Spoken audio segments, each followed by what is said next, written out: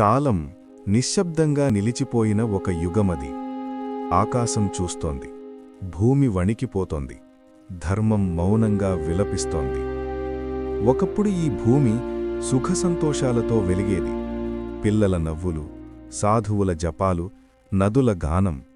కాని ఇప్పుడు అన్నీ మారిపోయాయి. భూమి బాధ. అహంకార రాజుల పాదాల కింద భూమి నలిగిపోతోంది. రక్తం చిందుతోంది, కన్నీళ్లు కారుతున్నాయి.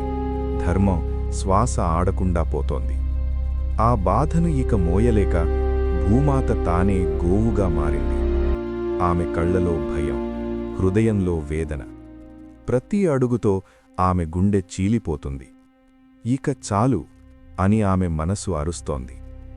బ్రహ్మదేవుడు సన్నిధి. వణికే అడుగులతో భూమాత బ్రహ్మలోకానికి చేరింది. బ్రహ్మదేవుడు ఆమెను చూసిన క్షణమే అర్థం చేసుకున్నాడు. ఇది సాధారణ బాధ కాదు, ఇది యుగాంతరపు ఆర్తనాదం. భూమాత కంఠం కంపిస్తూ ఇలా చెప్పింది: బ్రహ్మదేవా, నేనిక భరించలేకపోతున్నాను. నా ఒడిలో పుట్టినవాళ్లే నన్ను హింసిస్తున్నారు. ధర్మం నన్ను విడిచిపెడుతోంది, అధర్మం నన్ను మృంగేస్తోంది. నన్ను రక్షించండి. ఆ మాటలు బ్రహ్మదేవుడి హృదయాన్ని చీల్చేశాయి. దేవతల సమాహారం. బ్రహ్మదేవుడు ఆలస్యం చేయలేదు. ఇంద్రుడు, వరుణుడు, వాయువు, అగ్ని, దేవతలందరూ ఒకచోట చేరారు. ఈ లోకానికి ఇక ఒకే ఒక్క రక్షణ ఉంది: శ్రీమహావిష్ణువు. క్షీరసాగర తీరంలో ప్రార్థన. దేవతలంతా క్షీరసాగర తీరానికి వచ్చారు. నిశ్శబ్దం. ఆకాశం కూడా ఊపిరి ఆపింది. ఓం నమో నారాయణాయ. ఆ మంత్రధ్వని సాగరాన్ని కదిలించింది. తరంగాలు వెలుగులయ్యాయి.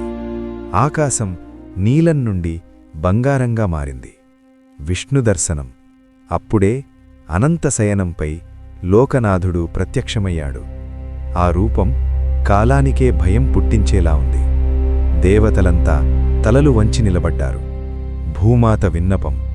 భూమాత ముందుకొచ్చింది. కన్నీళ్లు నేలపై పడుతున్నాయి. ప్రభూ, నేను మీ పాదాలకే శరణు.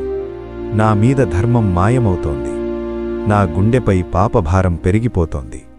మీరు తప్ప ఇంకెవ్వరూ నన్ను కాపాడలేరు. విష్ణువు అవతార వాగ్దానం. శ్రీమహావిష్ణువు మందహాసంతో మాట్లాడాడు. ఆ స్వరం సాగరాల్ని శాంతింపజేసింది. భూమాత, భయపడకు. ఎప్పుడైతే ధర్మం క్షీణిస్తుందో అప్పుడల్లా నేనే వస్తాను. ఈసారి నేను కృష్ణుడిగా అవతరిస్తాను. దేవతల శరీరాల్లో విద్యుత్ ప్రవాహంలా ఆనందం పరిగెత్తింది. విష్ణువు కొనసాగించాడు: యాదవ వంశంలో, దేవకీ గర్భంలో నేను జన్మిస్తాను. బాలుడిగా నవ్వుతాను. లీలలతో లోకాన్ని మురిపిస్తాను. అధర్మాన్ని మూలాల నుంచే కూల్చేస్తాను. కంసుడి అహంకారం అతని మరణానికి కారణమవుతుంది. ఈ భూమిపై మళ్లీ ధర్మాన్ని నిలబెడతాను. దేవతల నమస్కారం. దేవతలంతా ఒక స్వరంతో అన్నారు: జయ శ్రీకృష్ణ. విష్ణువు చివరగా ఇలా అన్నాడు: కృష్ణుడు దేవుడిగా మాత్రమే కాదు, తల్లికి బిడ్డగా, స్నేహితుడిగా, గురువుగా, లోకానికి మార్గదర్శకుడిగా ఉంటాడు. ముగింపు.